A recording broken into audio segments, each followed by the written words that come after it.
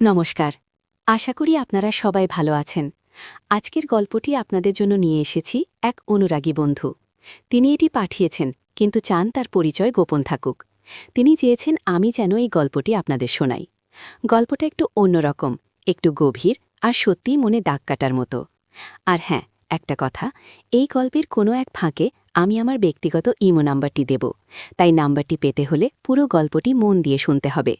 গল্পের শেষে আপনারা কি ভাবছেন তা অবশ্যই কমেন্টে জানাবেন। শুরু করা যাক। দুলাভাইয়ের সাথে শ্যালিকার সেই গোপন ও বিপজ্জনক এক নতুন পথ চলার রহস্যময় শুরু। কলকাতার এক নিভৃত পাড়ায় এক সুপ্রাচীন লাল ইটের দালানে বাস করত সেন পরিবার। বাড়ির মেঝো ছেলে অরিন্দম পেশায় একজন প্রতিষ্ঠিত স্থপতি। তার স্ত্রী স্নেহা একজন উচ্চশিক্ষিত গৃহবধূ। স্নেহা দেখতে যেমন সুন্দরী, তেমনি শান্ত ও লক্ষ্মী। তাদের দাম্পত্য জীবন ছিল অনেকের কাছে ঈর্ষণীয়, কিন্তু সেই ঈর্ষণীয়তার আড়ালে লুকিয়েছিল এক অনুচ্চারিত সত্য, এক চাপা টানাপোড়েন, যা ধীরে ধীরে এক বিপজ্জনক পথে মোড় নিচ্ছিল। অরিন্দমের ছোট বোন রিমির বিয়ে হয়েছিল অরিন্দমেরই ছোটবেলার বন্ধু বিক্রমের সাথে। বিক্রম ছিল হাসি খুশি মিশুকে স্বভাবের, কিন্তু তার জীবনের একটা বড় অংশে জুড়ে ছিল এই সেন পরিবার। অরিন্দমের সাথে তার বন্ধুত্ব ছিল ভাইয়ের মতো, আর এই বন্ধুত্বের সূত্রে রিমি আসত প্রায়শই তাদের বাড়িতে। প্রথম দিকে সবকিছুই ছিল স্বাভাবিক। বিক্রম, অরিন্দম, স্নেহা আর রিমি চারজনের মধ্যে ছিল এক সুন্দর পারিবারিক সম্পর্ক। কিন্তু সময়ের সাথে সাথে কিছু জিনিস বদলে যেতে শুরু করল। রিমি, যাকে এতদিন কেবল অরিন্দমের আদরে ছোট বোন হিসেবেই সকলে চিনত, তার মধ্যে এক অন্যরকম পরিবর্তন আসতে শুরু করল। অরিন্দমের প্রতি তার একটা গভীর শ্রদ্ধা ছিল, যা কখন যে এক অন্যরকম ভালোবাসায় রূপান্তরিত হয়েছিল তা সে নিজেও ঠিক বুঝে উঠতে পারেনি। অরিন্দমের প্রতিটি কাজ, তার প্রতিটি কথা, তার প্রতিটি স্পর্শ রিমির কাছে এক অনির্বচনীয় অনুভূতি নিয়ে আসত। অরিন্দমও কি তবে? ব্যাপারটা শুরু হয়েছিল খুব সূক্ষ্মভাবে। অরিন্দম যখন কোনো কাজে ব্যস্ত থাকত, রিমি প্রায়শই তার পাশে এসে বসত। কখনো সে অরিন্দমের ফাইলের পাতা উল্টে দিত, কখনো বা তার জন্য চা বানিয়ে আনত। অরিন্দমও তাকে তাড়িয়ে দিত না, বরং সেও রিমির সান্নিধ্য উপভোগ করত। তাদের মধ্যে গড়ে উঠেছিল এক অন্যরকম বোঝাপড়া, এক মৌন অথচ শক্তিশালী বন্ধন। একদিন বৃষ্টির এক সন্ধ্যায় স্নেহা অসুস্থ হয়ে পড়ে। অরিন্দম তখন অফিসের কাজে বাইরে। রিমি খবর পেয়ে ছুটে আসে। স্নেহার সেবা শুশ্রূষা করতে করতে অরিন্দম যখন বাড়ি ফেরে তখন রাত প্রায় 10টা। বাইরে তখন ঝমঝম করে বৃষ্টি পড়ছে। ঘরে এসে অরিন্দম দেখে রিমি স্নেহার পাশে বসে আছে, তার কপালে জলপট্টি দিচ্ছে। স্নেহা তখন গভীর ঘুমে। অরিন্দম রিমির দিকে তাকিয়ে রইল। রিমির চোখে তখন এক অদ্ভুত মায়া। অরিন্দমের মনে হল এই প্রথম সে রিমিকে এভাবে দেখছে।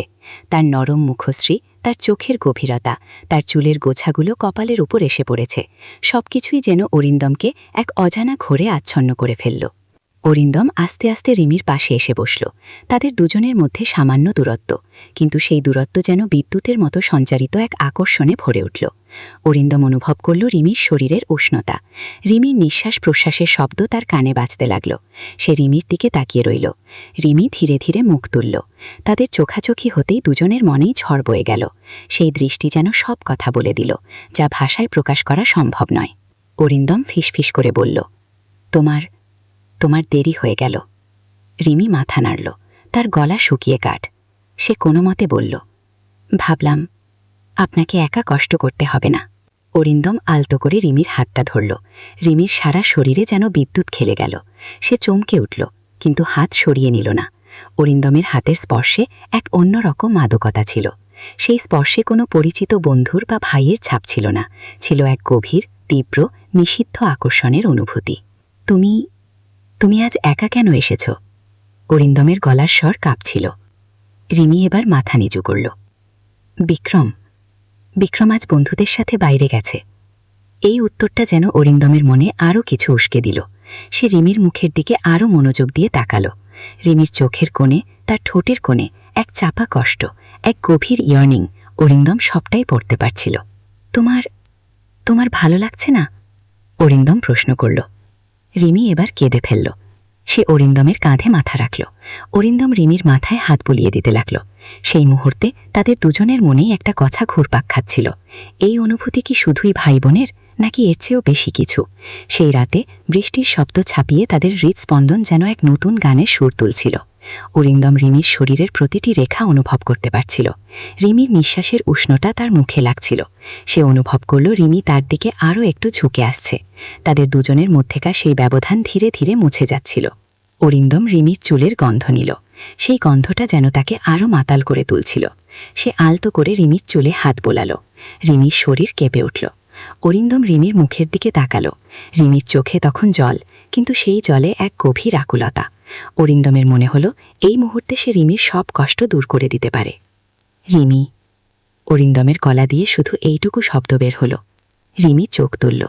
তার চোখে তখন এক নিষিদ্ধ চাওয়া। অরিন্দম আর নিজেকে ধরে রাখতে পারল না।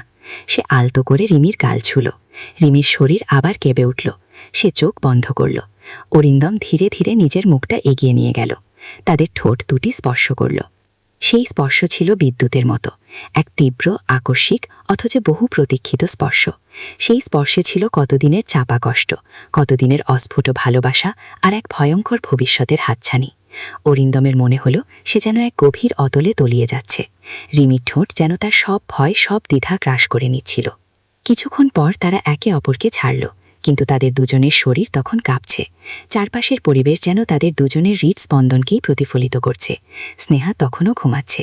তাদের এই গোপন মুহূর্তের সাক্ষী শুধু সেই বৃষ্টি ভেজা রাত আর তাদের নিজেদের বাড়তে থাকা হৃদয়ের ঝড়। সেদিনের পর থেকে তাদের সম্পর্কের এক নতুন অধ্যায় শুরু হলো।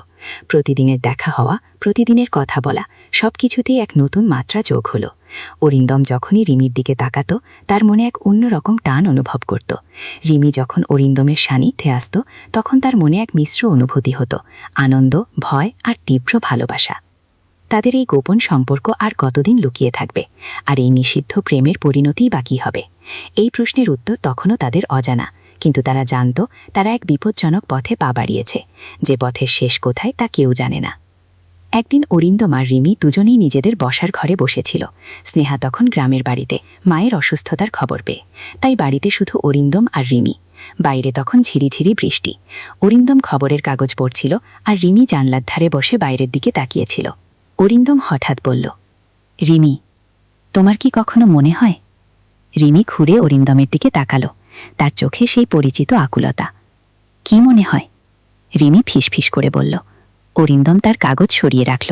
সে রিমির দিকে এগিয়ে গেল। মনে হয় এই সম্পর্কটা কি কেবল ভাই বোনের?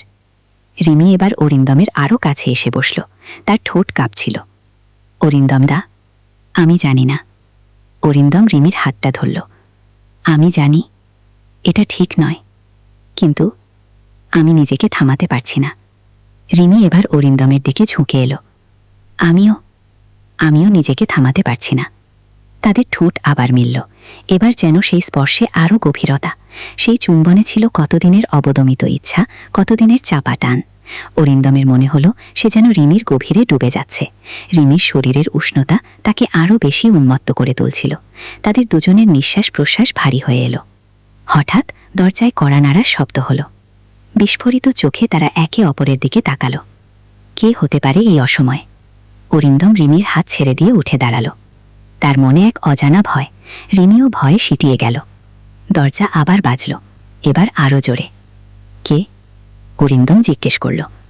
বাইরে থেকে একটা পরিচিত গলার স্বর ভেসে এলো। দাদা, আমি বিক্রম। দরজাটা খোলো। অরিন্দম আর রিমির মুখ ফ্যাকাশে হয়ে গেল। বিক্রম? এই অসময়? কি বলে তারা? তাদের জীবনের এই গোপন অধ্যায়ের কি এক নীতি, নাকি এর চেয়েও ভয়ঙ্কর কিছু অপেক্ষা করছে?